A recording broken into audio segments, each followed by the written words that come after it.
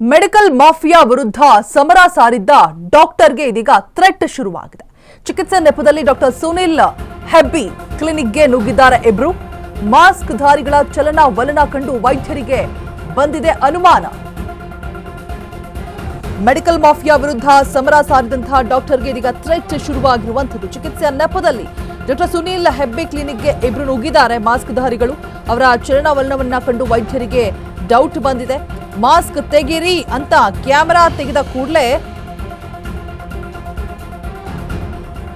ಪರಾರಿಯಾಗೋದಕ್ಕೆ ಗಾಬರಿ ಕೂಡ ಆಗಿದ್ದಾರೆ. ಮಾಸ್ಕ್ ಧಾರಿಗಳು ಓಡುವ ದೃಶ್ಯ ಸನಿಹದ ಸಿಸಿಟಿವಿಯಲ್ಲಿ ಸೆರೆಯಾಗಿದೆ. ಇವತ್ತು ಬೆಳಗ್ಗೆ ಸರಿಸುಮಾರು 9:30 ಹೊತ್ತಿಗೆ ಭದ್ರಪ್ಪ ಲೇಔಟ್ ಕ್ಲಿನಿಕ್ನಲ್ಲಿ ನಡೆದಿರುವಂತಹ ಘಟನೆ. ಅಪರಿಚಿತರು ಶಸ್ತ್ರಾಸ್ತ್ರ ಹೊಂದಿರುವ ಬಗ್ಗೆ ವೈದ್ಯರಿಂದ ಮಾಹಿತಿ ಸಿಕ್ಕಿರುವಂಥದ್ದು.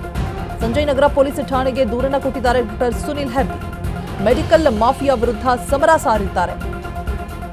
ಏನೆಲ್ಲ ನಡೀತಾ ಇದೆ, ಯಾವ ರೀತಿಯಾಗಿ ಅನ್ಯಾಯಗಳಾಗ್ತಾ ಇದೆ, ಕಂಪ್ಲೀಟ್ ಆದಂತಹ ಮೆಡಿಕಲ್ ಮಾಫಿಯಾ ಯಾರೆಲ್ಲ ಇದ್ದಾರೆ ಇದರ ಹಿಂದೆ, ಇದರ ವಿರುದ್ಧ ಮಾತನಾಡಿರ್ತಾರೆ. ಚಿಕಿತ್ಸೆಯ ನೆಪದಲ್ಲಿ ಇದೀಗ ಡಾಕ್ಟರ್ ಸುನಿಲ್ ಹೆಬ್ಬಿ ಕ್ಲಿನಿಕ್ಗೆ ಅಪರಿಚಿತರು ಮಾಸ್ಕ್ ಅನ್ನು ಹಾಕೊಂಡು ನುಗ್ಗಿರುವಂಥದ್ದು. ಅವರ ಚಲನವಲನಗಳನ್ನ ಕಂಡು ಡಾಕ್ಟರ್ಸ್ಗೆ ಡೌಟ್ ಬಂದಿದೆ. ಸೊ ಮಾಸ್ಕ್ ತೆಗಿರಿ ಅಂತಿದ್ದಾಗೆ ಓಡೋಕ್ ಶುರುವಾಗಿದ್ದಾರೆ. ಇಬ್ಬರು ಮುಸ್ಕುಧಾರಿಗಳು ಸ್ನೇಹಿತರೆ ನಮಸ್ಕಾರ. ನಾನು ನಿಮ್ಮ ಡಾಕ್ಟರ್ ಸುನೀಲ್ ಕುಮಾರ್ ಹೆಬ್ಬಿ. ಇವತ್ತು ನಾನು ಸಂಜಯ್ ನಗರ ಪೊಲೀಸ್ ಸ್ಟೇಷನ್ ಬಂದಿದ್ದೀನಿ. ಇವತ್ತಿನ ಬೆಳಗ್ಗೆ ಬುಧವಾರ 9:00 ನನ್ನ ಕ್ಲಿನಿಕ್ಗೆ ಬಂದ್ಬಿಟ್ಟು ನಮ್ಮ ತಾಯಿಗೆ ಹುಷಾರಿಲ್ಲ, ಅವ್ರಿಗೆ ಹಿಮೋಗ್ಲೋಬಿನ್ ಕಡಿಮೆ ಇದೆ, ಅವ್ರಿಗೆ ಅದಕ್ಕಾಗಿ ಟ್ರೀಟ್ಮೆಂಟ್ ಕೊಡಿ ಅಂತ ಕೇಳ್ತಾರೆ. ಆಮೇಲೆ ನಾನು ಆಯಿತು ಕರ್ಕೊಂಬಂದು ನಾನು ಟ್ರೀಟ್ಮೆಂಟ್ ಕೊಡ್ತೀನಿ ಅಂತ ಹೇಳ್ತೀನಿ. ಬಟ್ ಏನು ಮಾಡ್ತಾರೋ ಇಬ್ಬರು ಮುಸ್ಕುಧಾರಿಗಳು ಇದು ನೋಡಿ, ಇದು ಕಂಪ್ಲೇಂಟ್ ಬರ್ತಿದ್ದೀನಿ. ಕಂಪ್ಲೇಂಟ್ ವಿಚಾರವಾಗಿ ಏನು ಮಾಡ್ತಾರೆ, 9:00 ಬಂದ್ಬಿಟ್ಟು ಇಬ್ಬರು ಮಾಸ್ಕ್ ಹಾಕಿರ್ತಾರೆ, ಒಬ್ಬನು ಬ್ಯಾಗ್ ಹಾಕಿರ್ತಾನೆ, ಇನ್ನೊಬ್ಬನೇನಂದರೆ ಹಾಗೇ ಇರ್ತಾನೆ. ಆದರೆ ಇನ್ನೊಬ್ಬನ ಏನು ಮಾಡ್ತಾನೆ, ಅವನು ಹಿಂದೆ ಬೆನ್ನಿರುತ್ತೆ, ಬೆನ್ನ ಹಿಂದೆ ಆ ಶರ್ಟಲ್ಲಿ ಒಂದು ತಲ್ವಾರ್ದು ಇದು ಕಾಣಿಸುತ್ತೆ, ತಲ್ವಾರ್ ಇದೆಯಲ್ಲ, ಒಂದು ಮಚ್ಚ ತಲ್ವಾರ್ ಥರ ಇರುತ್ತೆ, ಅದು ಹಿಡಿಕೆ ಕಾಣಿಸುತ್ತೆ ನನಗೆ. ಆ ಕಾಣಿಸಿದ ತಕ್ಷಣ ನಾನೇನು ಮಾಡ್ತೀನಿ ಅಂದರೆ ಅದನ್ನು ತಕ್ಷಣ ವಿಡಿಯೋ ಮಾಡ್ತೀನಿ, ಅವ್ರು ಓಡಿ ಹೋಗ್ಬಿಡ್ತಾರೆ. ಈ ವಿಚಾರವಾಗಿ ನಾನು ಸಂಜಯ್ ನಗರ ಪೊಲೀಸ್ ಸ್ಟೇಷನ್ಗೆ ಕಂಪ್ಲೇಂಟ್ ಕೊಡಕ್ಕೆ ಹೋಗ್ತಾ ಇದ್ದೀನಿ. ನಾನು ನಿಮಗೆ ಮುಂದೆ ಏನಾಗುತ್ತೆ ಅನ್ನೋದು. ಸ್ನೇಹಿತರೆ ನಮಸ್ಕಾರ. ನಾನು ನಿಮ್ಮ ಡಾಕ್ಟರ್ ಸುನೀಲ್ ಕುಮಾರ್ ಹೆಬ್ಬಿ. ಇವತ್ತು ನಾನು ಸಂಜಯ್ ನಗರ ಪೊಲೀಸ್ ಸ್ಟೇಷನ್ ಬಂದಿದ್ದೀನಿ. ಇವತ್ತಿನ ಬೆಳಗ್ಗೆ ಬುಧವಾರ 9:00 ನನ್ನ ಕ್ಲಿನಿಕ್ಗೆ ಬಂದ್ಬಿಟ್ಟು ನಮ್ಮ ತಾಯಿಗೆ ಹುಷಾರಿಲ್ಲ, ಅವ್ರಿಗೆ ಹಿಮೋಗ್ಲೋಬಿನ್ ಕಡಿಮೆ ಇದೆ, ಅವ್ರಿಗೆ ಅದಕ್ಕಾಗಿ ಟ್ರೀಟ್ಮೆಂಟ್ ಕೊಡಿ ಅಂತ ಕೇಳ್ತಾರೆ. ಆಮೇಲೆ ನಾನು ಆಯಿತು ಕರ್ಕೊಂಬಂದು ನಾನು ಟ್ರೀಟ್ಮೆಂಟ್ ಕೊಡ್ತೀನಿ ಅಂತ ಹೇಳ್ತೀನಿ. ಬಟ್ ಏನು ಮಾಡ್ತಾರೋ ಇಬ್ಬರು ಮುಸ್ಕುಧಾರಿಗಳು ಇದು ನೋಡಿ, ಇದು ಕಂಪ್ಲೇಂಟ್ ಬರ್ತಿದ್ದೀನಿ. ಕಂಪ್ಲೇಂಟ್ ವಿಚಾರ ಬಗ್ಗೆ ಮಾತನಾಡೋದಕ್ಕೆ ನೇರ ಸಂಪರ್ಕದಲ್ಲಿ ಜಾಯಿನ್ ಆಗ್ತಾ ಇದ್ದಾರೆ, ದೂರವಾಣಿ ಸಂಪರ್ಕದಲ್ಲಿ ಜಾಯಿನ್ ಆಗ್ತಾ ಇದೆ ಸುನಿಲ್ ಕುಮಾರ್ ಹೆಬ್ಬಿ ಅವರು. ಸರ್, ಏನಿದು ನಿಜಕ್ಕೂ ನೋಡ್ತಾ ಹೋದ್ರೆ ಕೇಳ್ತಾ ಹೋದ್ರೆ ಶಾಕ್ ಆಗುತ್ತೆ, ಭಯ ಕೂಡ ಆಗುತ್ತೆ. ಹೇಗೆ ಅನುಮಾನ ಮೂಡ್ತು? ಮುಸ್ಕುಧಾರಿಗಳು ಈಗ ಹಾಸ್ಪಿಟಲ್ ಅಂತ ಹೇಳಿದ್ರೆ ಮಾಸ್ಕ್ ಹಾಕೊಂಡು ಓಡಾಡೋರ ಸಂಖ್ಯೆ ಹೆಚ್ಚಾಗಿರುತ್ತೆ, ಅದರಲ್ಲೂ ಕೂಡ ಡೌಟ್ ಹೇಗೆ ಬಂತು? ಮತ್ತೆ ಇಷ್ಟು ಧೈರ್ಯ ಯಾಕೆ ಅವ್ರಿಗೆ? ಕಾನೂನು ಪೊಲೀಸರ ಭಯ ಇಲ್ವಾ ಅಂತ ಹೇಳ್ಬಿಟ್ಟು ಹೇಗೆ ತಪ್ಪಿಸ್ಕೊಂಡ್ರಿ ಅದರಿಂದ ನೀವು? ಮತ್ತೆ ಯಾಕಾಗಿ ಅವರು ಬಂದ್ರು? ಸ್ವಲ್ಪ ಏನಾದ್ರೂ ಮಾಹಿತಿ ಗೊತ್ತಿದೆಯಾ ಸರ್? ಏನಾದ್ರೂ ಕಲೆ ಹಾಕುವಂತಹ ಪ್ರಯತ್ನಗಳಾಗಿದೆಯಾ? ಮತ್ತೆ ಕಂಪ್ಲೇಂಟ್ ಅನ್ನ ಕೊಟ್ಟಂತ ಸಂದರ್ಭದಲ್ಲಿ ಪೊಲೀಸ್ನವರು ಯಾವ ರೀತಿ ರಿಯಾಕ್ಟ್ ಮಾಡಿದ್ರು, ಕಂಪ್ಲೀಟ್ ಆಗಿ ಹೇಳೋದಾದ್ರೆ? ಮೇಡಮ್, ಖಂಡಿತವಾಗ್ಲೂ ಸಂಜಯ್ ನಗರ ಪೊಲೀಸ್ ಸ್ಟೇಷನ್ ಅಲ್ಲಿ ಇರುವಂತ ಇನ್ಸ್ಪೆಕ್ಟರ್ ಬಂತಿ ಅಂತ ಮೇಡಮ್ ಅವ್ರಿಗೆ ನಾನು ಕಂಪ್ಲೇಂಟ್ ಕೊಟ್ಟೆ. ಅವರು ಅದ್ರ ಮೇಲೆ ಇನ್ವೆಸ್ಟಿಗೇಷನ್ ಮಾಡ್ತಾ ಇದ್ದಾರೆ. ಅವ್ರನ್ನ ಸದ್ಯದಲ್ಲಿ ಹಿಡ್ಕೊಂಡ್ ಬರ್ತೀವಿ ಅಂತ ಹೇಳಿದ್ದಾರೆ. ಪೊಲೀಸರು ತುಂಬಾ ಸಹಕಾರ ಮಾಡ್ತಾ ಇದ್ದಾರೆ. ಯಾಕಂದ್ರೆ CCTV ಫುಟೇಜ್ ಎಲ್ಲ ತಗೊಂತಾ ಇದ್ದಾರೆ.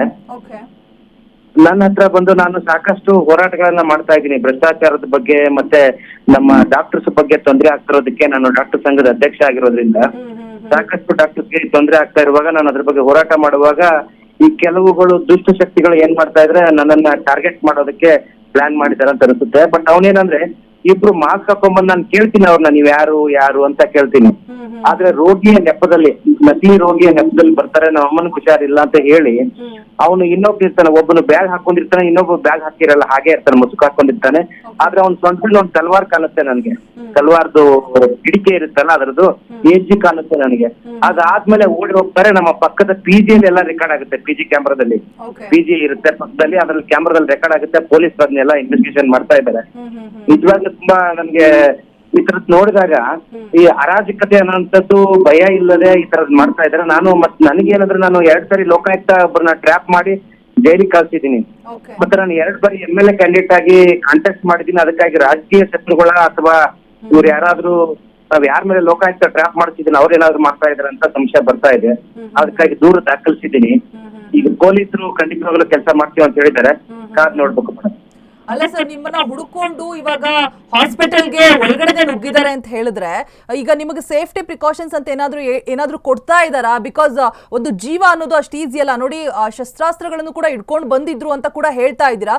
ಇವಾಗ ನೀವು ಎಲ್ಲೇ ಹೋಗ್ಬೇಕು ಆಚೆ ಅಂತ ಹೇಳಿದ್ರು ಕೂಡ ಒಂದು ಭಯ ಇದ್ದೇ ಇರುತ್ತೆ. ಸೊ ಏನಾದ್ರೂ ಕ್ರಮ ತೆಗೆದುಕೊಳ್ತೀವಿ, ಏನಾದ್ರೂ ಸೇಫ್ಟಿ ಅಂತ ಹೇಳ್ಬಿಟ್ಟು ಕೊಡ್ತೀವಿ ಅಂತ ಏನಾದ್ರೂ ಭರವಸೆ ಏನಾದ್ರೂ ಕೊಟ್ಟಿದ್ದಾರಾ ಖಾಕಿ ಪಡೆ ಅಂತ ಹೇಳ್ಬಿಟ್ಟು?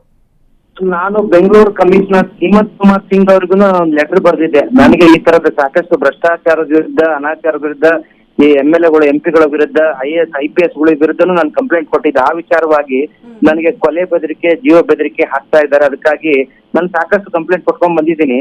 ನನಗೆ ಪ್ರೊಟೆಕ್ಷನ್ ಕೊಡಿ ಅಂತ ಕೇಳಿದ್ದೀನಿ. ಇದುವರೆಗೆ ಪ್ರೊಟೆಕ್ಷನ್ ಕೊಟ್ಟಿಲ್ಲ. ಏನ್ ಮಾಡ್ತಾರೆ ನೋಡ್ಬೇಕು ಮೇಡಮ್. ಯಾಕೆ ಕೊಟ್ಟಿಲ್ಲ ಸರ್? ಪ್ರಶ್ನೆ ಮಾಡ್ಬೇಕಲ್ಲ ನೀವು. ಪ್ರೊಟೆಕ್ಷನ್ ಒಂದ್ ಜೀವಕ್ಕೆ ಬೆಲೆ ಇಲ್ವಾ? ಏನಾದ್ರೂ ಆದ್ರೆ ಯಾರು ಹೊಣೆ?